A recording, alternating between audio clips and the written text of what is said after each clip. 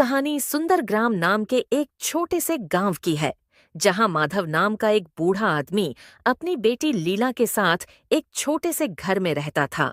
माधव बहुत ही गरीब था। वो जंगल से लकड़ियां काट कर लाता और उन्हीं लकड़ियों को बाजार में बेचकर कुछ पैसे कमाता था और उन्हीं पैसों से माधव के घर का गुजारा चलता था। माधव की उम्र अब काफी हो चुकी थी। अब उसके शरीर में इतनी जान नहीं बची थी कि वो जंगल जाकर लकड़ियां काट सके, परंतु उसे ये सब अपने बेटी लीला के लिए करना पड़ता था, क्योंकि लीला की अब शादी की उम्र हो चुकी थी। लीला बहुत ही सुंदर और होनहार थी। लीला पिता की मदद करने के लिए घर में आस पड़ोस के लोगों के लिए सिलाई बुनाई का काम कर दिया करती थी, जिससे उसकी भी थोड़ी बहुत कमाई हो जाती थी। एक दिन इसी तरह माधव अपने घर से जंगल लकड़ियां काटने जाने वाला होता है। तभी उसे लीला रोक लेती है और कहती है, पिताजी, मैंने आपसे कितनी बार कहा है कि अब आपके शरीर में इतनी जान नहीं है कि आप इतनी दूर जंगल में जाकर लकड़ी काट सके। अब आपको आराम की जरूरत है। आप घर पर रहकर आराम करिए। लीला बेटी, मैं घर पर आराम कैसे कर सकता हूँ? अगर मैं ही आराम करने लगूंगा तो हमारे घर का खर्च कैसे चलेगा? अभी मुझे तुम्हारी शादी भी तो करनी है और फिर उस सूदखोर के पैसे भी तो देने हैं। तुम नहीं जानती लीला बेटी, मुझे हर वक्त डर लगा रहता है कि कहीं वो सूदखोर पैसे लेने ना आ जाए। बेटी, वो सूदखोर बहुत ही बेरहम और फरेबी इंसान है। अगर हमने जल्दी से जल्दी उसका पैसा नहीं चुकाया तो वो हमारे साथ कुछ भी कर सकता है। पिताजी, आप ज्यादा परेशान मत होइए। भगवान कोई न कोई रास्ता हमें जरूर दिखाएंगे। और मैं भी तो सिलाई बुनाई का काम करती हूँ। आज से मैं दिन रात मेहनत करूंगी, जिससे हम उस सूदखोर के पैसे जल्द से जल्द दे सकें। लीला की ऐसी बातें सुनकर माधव का मन पूरी तरह से भावुक हो जाता है और उसकी आंखों में आंसू आ जाते हैं। हाँ बेटी, मैं समझ सकता हूँ कि तुम भी मेरी मदद करना चाहती हो, परंतु मैं भी अभी इतनी जल्दी घर नहीं बैठ सकता। मैं कुछ दिन और लकड़ियां काटना चाहता हूँ। माधव फिर अपनी बेटी को किसी तरह जंगल जाकर लकड़ियां काटने के लिए मना लेता है और उससे मंजूरी ले लेता है। लीला भी अपने पिता की बातें मान जाती है और उन्हें लकड़ियां काटने की मंजूरी दे देती है। फिर क्या था, बेटी से मंजूरी मिलते ही माधव भी जंगल की ओर लकड़ियां काटने निकल जाता है। माधव दिन भर जंगल में लकड़ियां काटता है और फिर वो उन सारी लकड़ियों को बाजार में लाकर बेच देता है।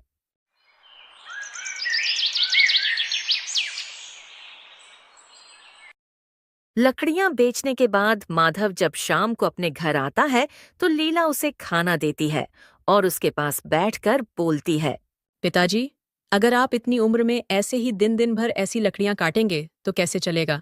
बेटी, इसके अलावा मैं कर भी क्या सकता हूँ? मुझे और आता भी तो नहीं है कुछ, और हमें उस सूदखोर के पैसे भी तो लौटाने हैं। पिताजी, आप एक काम क्यों नहीं करते हो? आप अपने किसी जान पहचान वाले से थोड़े पैसे उधार लेकर उस सूदखोर के पैसे लौटा क्यों नहीं देते हो? बेटी, बुरे वक्त में कोई रिश्तेदार या अपने कभी काम नहीं आते हैं। सारे रिश्तेदार अपने मुंह मोड़ लेते हैं, और वैसे भी मेरे सारे रिश्तेदार खुद ही गरीब हैं। वो तो खुद अपना गुजारा ही बहुत मुश्किल से कर पाते हैं। मेरा कोई दोस्त या रिश्तेदार इतना अमीर नहीं है जो मुसीबत में मेरी मदद कर सके। लेकिन पिताजी, हमें कैसे भी करके उस सूदखोर के पैसों का इंतजाम करना ही होगा। वो कल अपने पैसे लेने आएगा, और अगर हमने कल उसे पैसे नहीं दिए तो पता नहीं वो हमारे साथ कैसा सलूक करेगा। माधव अपने गरीबी के कारण बहुत ही लाचार था। उसे समझ में नहीं आ रहा था कि वो सूदखोर से अपना पीछा कैसे छुड़ाए।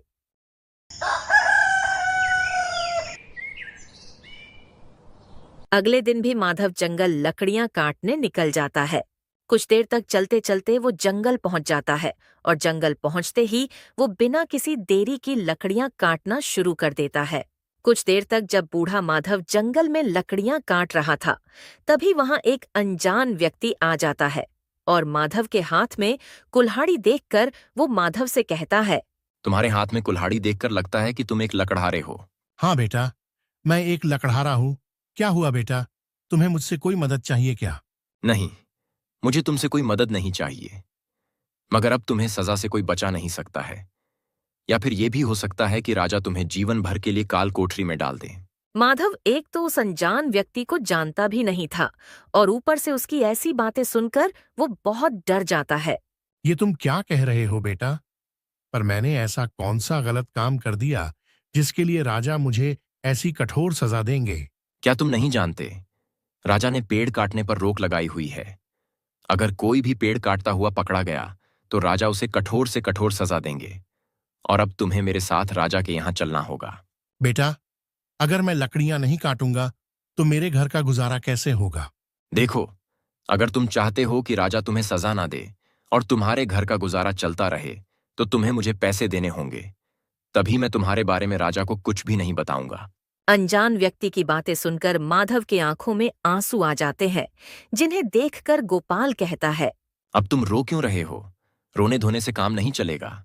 पैसे से काम चलेगा, सिर्फ पैसे से। अगर तुम चाहते हो कि राजा तुम्हें सजा ना दे तो तुम्हें पैसे तो देने ही होंगे। बेटा, पैसे तो मेरे पास नहीं है। अगर तुम चाहते हो तो मुझे राजा के पास ले जा सकते हो। क्या तुम्हें सजा से डर नहीं लगता, जो तुम थोड़े पैसों के लिए अपनी जान जोखिम में डाल रहे हो? माधव अपनी सारी बातें उस अनजान व्यक्ति को बताता है। बेटा, मेरे घर में मेरी एक बेटी भी है और मुझे उसकी शादी भी करवानी है, और उससे पहले मुझे एक सूदखोर के पैसे भी देने हैं। अगर मैंने उस सूदखोर के पैसे नहीं दिए तो वो सूदखोर मेरी जान भी ले सकता है। अब तुम ही बताओ बेटा, मैं क्या करूं?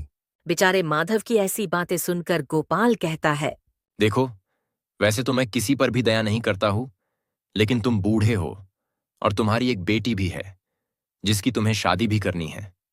देखो बाबा, मैंने आज तक अपनी जिंदगी में कोई अच्छा काम नहीं किया है, लेकिन हां, आज जरूर करूंगा। क्या पता इस नेक काम से भगवान मुझसे खुश हो जाए और मेरी सारी गलतियों को माफ कर दे। फिर क्या था, गोपाल माधव को सोने के सिक्कों से भरी एक पोटली निकाल कर दे देता है और माधव से कहता है, इस पोटली में सोने के सिक्के हैं, जिनमें से कुछ सिक्कों को तुम उस सूदखोर को दे देना और बचे हुए सिक्कों से तुम अपने बेटी की शादी करवा देना। अब तुम यहां से चले जाओ, वरना किसी और ने तुम्हें यहां देख लिया तो फिर से तुम मुसीबत में आ जाओगे। बूढ़ा माधव गोपाल से इतनी बड़ी मदद मिलने के बाद उसे बहुत आशीर्वाद देता है और फिर वहां से वो खुशी खुशी अपने घर की ओर निकल जाता है।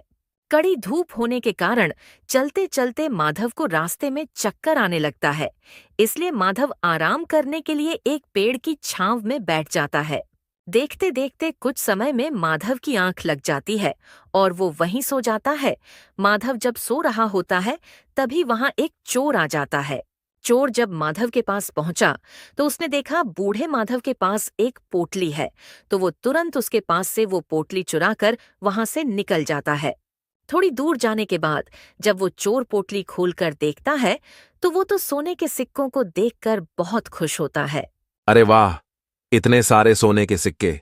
आज तो मेरी किस्मत चमक गई। अब मेरी पत्नी और बच्चों को भूखा नहीं सोना पड़ेगा। इतने सारे सिक्कों से तो मेरा सालों का गुजारा हो जाएगा। इतना कहकर चोर अपने घर की ओर निकल पड़ता है। कुछ समय बाद जब माधव की आंख खुलती है तब वो अपनी पोटली ढूंढने लगता है, लेकिन उसे वो सोने के सिक्कों से भरी पोटली नहीं मिलती है। तब माधव बहुत घबरा जाता है और अपने आप को कोसने लगता है। हे भगवान, ये क्या हो गया? मैं ना जाने कैसे सो गया। ना ही मैं सोता और ना ही मेरे सोने के सिक्कों से भरी पोटली चोरी होती। बरसों बाद एक खुशी मिली थी, लेकिन अब वह भी छीन गई। अब मैं उस सूदखोर के पैसे कैसे दूंगा और मेरी बेटी की शादी मैं कैसे करूंगा? हे भगवान, मुझ बूढ़े और लाचार की मदद करो। यहाँ माधव अपने आप को कोस रहा था और वहाँ दूसरी तरफ वो चोर सोने के सिक्कों की पोटली लेकर अपने घर पहुंच जाता है। चोर अपनी पत्नी को आज उसके साथ हुई घटना की सारी बात बहुत गर्व से बताने लगता है। तुम मुझे हमेशा कोसती रहती थी ना कि मैं कुछ काम नहीं करता हूं, तो लो, आज तुम देखो मैंने कितना बड़ा काम किया है। ये देखो, सोने के सिक्कों से भरी पोटली। इस पोटली में इतने सिक्के हैं कि इन सिक्कों से हमारा कम से कम 4-5 साल का गुजारा तो आराम से हो जाएगा। अब मुझे कोई भी काम ढूंढने की या करने की जरूरत नहीं पड़ेगी। आप इतने सारे सोने के सिक्के कहाँ से लाए हो? तुम्हारी ये सवाल करने की आदत कब जाएगी? मैं इतने सारे सोने के सिक्के कहाँ से लाया हूं या किससे लाया हूं, ये जानकर तुम्हें क्या करना है? तुम आम खाओ गुठलियां क्यों गिन रही हो? मुझे जानना है कि आप इतने जल्दी इतने सारे सोने के सिक्के कहाँ से लाए। कहीं आप ये सोने के सिक्के कहीं से चुरा कर तो नहीं लाए? तुम्हारी ये बहस करने की आदत कब जाएगी? हाँ, मैं ये सोने के सिक्के चुरा कर लाया हूं। एक बूढ़ा आदमी पेड़ के नीचे सो रहा था। उसी के पास से मैं ये सोने के सिक्कों से भरी ये पोटली चुरा कर लाया हूं। क्या कहा आपने? आप अब चोरी भी करने लगे हो? क्या आप दूसरों को तकलीफ देकर खुद खुश रहना चाहते हैं? वो बेचारा बूढ़ा गरीब आदमी न जाने किस हाल में होगा, न जाने उसने ये सोने के सिक्के किस काम के लिए रखे होंगे, और आप उन सिक्कों को चुरा कर ले आए। अरे वो बूढ़ा आदमी गरीब नहीं है, बल्कि एक पैसे वाला आदमी है। ये आपको कैसे पता कि वो पैसे वाला आदमी है? क्या आप उसे जानते हैं? नहीं, मैं नहीं जानता उस आदमी को, पर वो गरीब नहीं हो सकता, क्योंकि कोई भी गरीब आदमी इतने सारे सोने के सिक्कों से भरी पोटली ऐसे ही अपने पास रखकर जंगल में ऐसे ही बेफिक्र होकर किसी पेड़ के नीचे सो नहीं सकता है। मुझे इस बात से कोई फर्क नहीं पड़ता कि वो बूढ़ा आदमी गरीब है या अमीर। बस हमें किसी की खून पसीने की कमाई नहीं चाहिए। इसलिए आपको उसको उसकी ये पोटली लौटानी होगी। तुम ये कैसी बेवकूफों वाली बातें कर रही हो? अब मैं उस बूढ़े आदमी को कहां कहां जाकर ढूंढूंगा? तुम तो एकदम ही सठिया गई हो। मुझे कुछ नहीं पता। आपको उसको तलाश करना ही पड़ेगा और उसे ये पोटली लौटानी होगी। मुझे एक समय के लिए भूखा रहना मंजूर है, पर किसी और के हक की रोटी मैं नहीं खा सकती हूँ। आपको अपने पत्नी और बच्चों का पेट मेहनत मजदूरी करके भरना चाहिए, न कि चोरी करके। ठीक है, मुझे पता है कि तुम नहीं मानोगी। मैं जाकर उस बूढ़े व्यक्ति को ढूंढूंगा और उसको उसकी ये पोटली लौटा दूंगा। मैं कल सुबह ही घर से जल्दी निकल जाऊंगा और उस बूढ़े व्यक्ति की तलाश करूंगा और उसे ये लौटा दूंगा। ठीक है, पर याद से कल कहीं कोई बहाना मत मारने लग जाना। यहाँ चोर वो सोने के सिक्कों वाली पोटली लौटाने तैयार था और वहां बड़ी मायूस हालत में माधव अपने घर पहुंच जाता है। अपने पिता को इतने मायूस देखकर लीला कहती है, क्या हुआ पिताजी, कहाँ रह गए थे? आज आपको घर आने में कुछ ज्यादा ही देर हो गई। मैं कब से आपका इंतजार कर रही थी। लीला के इतने सारे सवाल सुनकर भी माधव कुछ नहीं कहता है और लीला भी अपने पिता की इतनी चुप्पी देखकर और परेशान हो जाती है। क्या हुआ पिताजी? कुछ तो बोलिए, क्या हुआ है? कुछ बोलते क्यों नहीं? जंगल में कुछ हुआ है क्या आपके साथ? अब लीला को इतने परेशान होते देख माधव बोलना शुरू करता है। माधव आज की जंगल वाली पूरी कहानी लीला को बता देता है। जब माधव लीला को सारी बात बता रहा होता है, इसी बीच वो सूदखोर अपने पैसे लेने माधव के घर पहुंच जाता है। सूदखोर को देखकर माधव और लीला दोनों बहुत घबरा जाते हैं। माधव, तूने आज मेरे पैसे देने का वादा किया था। चल अब जल्दी से मुझे मेरे पैसे दे। माधव सूदखोर को देखकर डरा हुआ तो था, पर किसी तरह डरते डरते उसने सूदखोर से कहा, हाँ सेठ जी, मैंने आपके पैसों का इंतजाम कर लिया था, पर आज जंगल में किसी ने मेरे सोने के सिक्कों की पोटली को चुरा लिया। माधव से सोने के सिक्कों की बात सुनकर सूदखोर उसे चिल्लाने लगता है। तूने मुझे बेवकूफ समझा है क्या कि तू मुझसे झूठ बोलेगा और मैं तेरी ये फालतू की बातें मान लूंगा? अरे तेरे जैसे मुझे 50 मिलते हैं झूठ बोलने वाले। अब जल्दी से मुझे मेरे पैसे दे दे और मेरा समय मत बर्बाद कर। नहीं सेठ जी, मैं झूठ नहीं बोल रहा हूँ, मेरा विश्वास कीजिए, किसी ने मेरे सोने के सिक्कों से भरी पोटली चुरा ली है। अच्छा, तो तेरे पास वो सोने के सिक्कों से भरी पोटली कहाँ से आई थी? जरा मुझे भी तो पता चले। आखिर तू बुढ़ापे में ऐसा क्या करता है जो तुझे सोने के सिक्कों से भरी पोटली मिल गई? माधव सूदखोर की इतनी कड़वी कड़वी बातें सुनकर भी चुप रहता है। वो सूदखोर की बातों का कोई जवाब नहीं देता है और उसे इतना चुप देखकर सूदखोर कहता है, अब चुप क्यों है, कुछ बोलता क्यों नहीं है कि तेरे पास वो सोने के सिक्कों से भरी पोटली कहाँ से आई थी? तुझे बुढ़ापे में झूठ बोलते शर्म नहीं आ रही है? तू ऐसे नहीं मानेगा। तू एक काम कर, मेरे साथ राजा के पास चल, अब वही तेरा फैसला करेंगे। सूदखोर माधव को अपने साथ राजा के पास ले जाने लगता है। रास्ते में जब कुछ लोग सूदखोर को देखते हैं तो वो आपस में बातें करने लगते हैं। देखो भाई, ये सूदखोर बेचारे बूढ़े माधव चाचा को राजा के पास लेकर जा रहा है। देखना भाई, जितना ये गरीब लोगों को परेशान कर रहा है, भगवान भी इसे उससे ज्यादा तड़पाएंगे। सही कहा भाई, पर अब पता नहीं राजा बेचारे माधव चाचा को कौन सी सजा सुनाएंगे, क्योंकि ये अत्याचारी सूदखोर अपने पैसों के लिए किसी को भी बुरी से बुरी सजा दिलवा सकता है। कुछ देर बाद सूदखोर माधव को अपने साथ लेकर राजा के दरबार में पहुंच जाता है और पहुंचते ही राजा से कहता है, महाराज, इस माधव ने मुझसे पैसे लिए थे और अब मुझे पैसे नहीं दे रहा है और ऊपर से मुझसे झूठ बोल रहा है कि कोई इसके सोने के सिक्कों की पोटली चुरा कर ली गया है। सूदखोर की पूरी बात सुनने के बाद राजा बोला, तो तुम ऐसे आदमी को पैसे देते क्यों हो जो तुम्हारे पैसे तुम्हें चुका ही ना सके? लेकिन महाराज ये मेरे सामने आकर रो रहा था, इसलिए मैंने इस पर तरस खाकर इसे पैसे दे दिए। नहीं तो मैं ऐसे लोगों को कर्ज कहां देता हूं जो कर्ज लौटा ना सके। सूदखोर की बातें सुनने के बाद राजा अपना फैसला सुनाता है।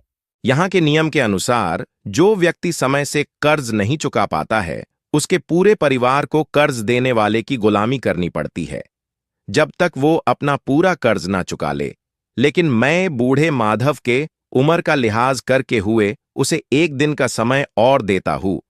अगर माधव तुमने 1 दिन में इसका पैसा वापस नहीं किया तो तुम्हें उसकी गुलामी करनी होगी। राजा की बात सुनते ही माधव तो डर से कांपने लगा। अब उसे और उसकी बेटी को सूदखोर की गुलामी करनी पड़ेगी। फिर क्या था, राजा का फैसला सुनने के बाद सूदखोर और माधव के घर पर वापस आ जाते हैं। माधव, जब तू मेरे पैसे 2 साल में नहीं लौटा पाया, अब 1 दिन में कैसे लौटा देगा? तू एक काम कर, अपनी इस खूबसूरत बेटी की शादी मुझसे कर दे। तेरी बेटी मेरे साथ राज करेगी और मैं तेरे साथ भी अच्छा व्यवहार करूंगा और मैं तेरा कर्जा भी पूरा माफ कर दूंगा। बोल, मंजूर है तुझे मेरा ये प्रस्ताव? कराएगा अपनी बेटी की शादी मुझसे? सूदखोर की ये बात सुनकर लीला आग बबूला हो जाती है और सूदखोर से कहती है, मैं तेरे जैसे इंसान से कभी शादी नहीं करूंगी। तू इंसान नहीं, शैतान है जो इंसानों पर जुल्म करता है। तो ठीक है, फिर मैं भी देखता हूं कि तुम लोग मेरे पैसे कैसे चुका पाते हो और मैं तेरे बूढ़े बाप से इतना काम करवाऊंगा कि उसकी आत्मा भी कांप जाएगी। अब मैं चलता हूं और कल आऊंगा अपने पैसे लेने। फिर क्या सूदखोर माधव और उसके बेटी लीला को धमकाकर वहां से निकल जाता है। सूदखोर के जाने के बाद लीला अपने पिता माधव से कहती है, पिताजी, हम 1 दिन में इस मनहूस के पैसे कैसे चुकाएंगे?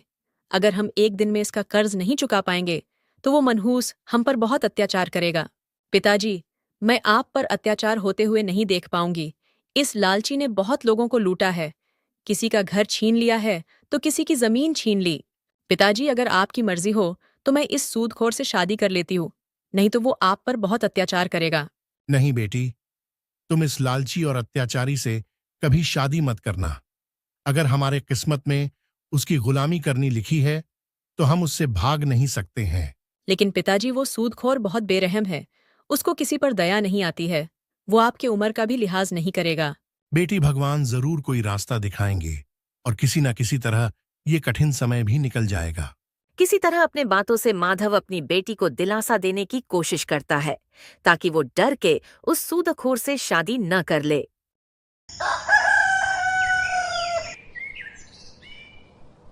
अगली सुबह वो चोर उस बूढ़े व्यक्ति की तलाश करके उसे उसकी वो पोटली लौटाने के लिए घर से जल्दी निकल जाता है और माधव भी अपने घर से सुबह सुबह जंगल से लकड़ियां काटने निकल जाता है। माधव जंगल की ओर जाते जाते उसी पेड़ के पास पहुंचता है और पेड़ के पास रुककर बोलने लगता है, काश कल के दिन मैं नहीं सोया होता तो आज मेरे और मेरी बेटी को इतनी मुसीबतों का सामना नहीं करना पड़ता। आज मैं उस सूदखोर के कर्ज से भी आजाद होता और मेरे पास इतने पैसे होते कि मैं अपने बेटी की शादी बहुत धूमधाम से कर पाता। जब माधव पेड़ के पास पहुंचकर अपना दुख जाहिर कर रहा होता है, उसी वक्त वो चोर भी उसे ढूंढते ढूंढते वहां पहुंच जाता है। वो माधव को देखकर पहचान जाता है और सोचने लगता है, ये तो वही बूढ़े चाचा हैं जिनके मैंने सोने के सिक्के की पोटली चुराई थी। नसीब ये मुझे यही मिल गए, वरना तो मुझे इन्हें गांव गांव घूमकर ढूंढना पड़ता। वो तुरंत माधव के पास पहुंच जाता है और उससे कहता है, चाचा, आपको देखकर लग रहा है कि आप किसी बड़े मुसीबत में हैं। आप मुझे बताइए क्या बात है। मुझसे जो कुछ हो पाएगा मैं आपकी मदद करूंगा। बूढ़ा माधव चोर के फटे हुए कपड़े देखकर बोला, बेटा, तुम्हारे कपड़े तुम्हारी कहानी खुद बता रहे हैं। ऐसे में मैं कैसे विश्वास करूं कि तुम मेरे इस बुरे समय में मेरी मदद कर सकोगे। चाचा, आप मेरे कपड़ों को देखकर मेरी हालत पर मत जाइए। आप मुझे अपनी परेशानी बताइए, हो सकता है मैं आपकी कोई मदद कर पाऊं और मैं पूरी कोशिश करूंगा कि आपके दुख को दूर कर पाऊं। बेटा, 2 साल पहले मैंने एक सूदखोर से पैसे लिए थे, लेकिन मैं अभी तक उसका कर्ज नहीं चुका पाया और अब तो मुझे राजा का आदेश मिल गया है कि अगर आज शाम तक मैंने उसका कर्ज नहीं चुकाया तो मुझे और मेरी बेटी को उसकी गुलामी करनी पड़ेगी। कल मुझे एक नेक दिल इंसान ने सोने के सिक्कों से भरी एक पोटली दी थी जिसके मिलने पर मैंने सोचा था कि उनसे मैं उस सूदखोर के पैसे भी लौटा दूंगा और अपने बेटी की शादी भी करवा दूंगा।